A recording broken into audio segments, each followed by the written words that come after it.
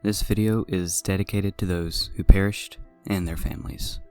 The iconic towers that stood magnificently over the New York skyline were they are a triumph to human engineering and will.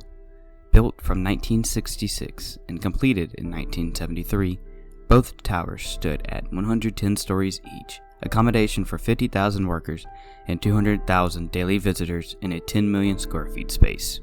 The towers were once the bustling hub in the financial district, a top tourist attraction and a symbol of New York City's and America's steadfast devotion to progress and the future.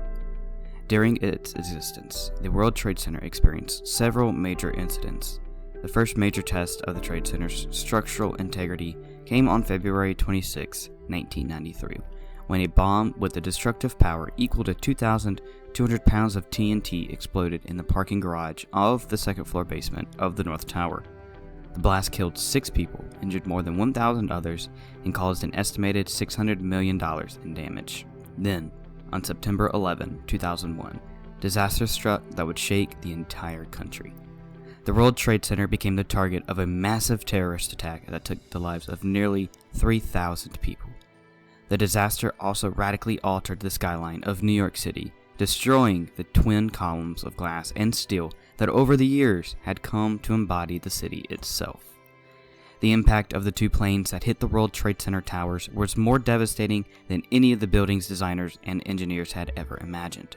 The first plane ripped a hole in the North Tower from the 94th to the 98th floor. The second plane hit the South Tower at an even faster speed, striking the corner and gashing the building from the 84th to the 78th floor. The damage done at each point of impact forced the physical weight of the towers to be redistributed, and the undamaged part below the hole had to support the floors above. At the same time, the fires raging in both buildings weakened the steel trusses holding up each floor. With damage to a greater number of floors lower down on the building, the South Tower gave way first, crumbling to the ground at 9:59 a.m., only 56 minutes after being hit. The North Tower collapsed less than half an hour later at 10:28 a.m. Debris from the falling towers ignited fires in the remaining buildings of the complex. Overwhelmed by horror, shock, and grief, New Yorkers and people around the country gazed their eyes upon ground zero. The fall of a treasured icon of American industry had left a gaping hole in the sky. That hole in the sky would eventually be filled by One World Trade Center, or the Freedom Tower, which rises even higher than the Twin Towers it was built to honor. At a symbolic 1,776 feet tall, One World Trade is the tallest building in the United States and Western Hemisphere.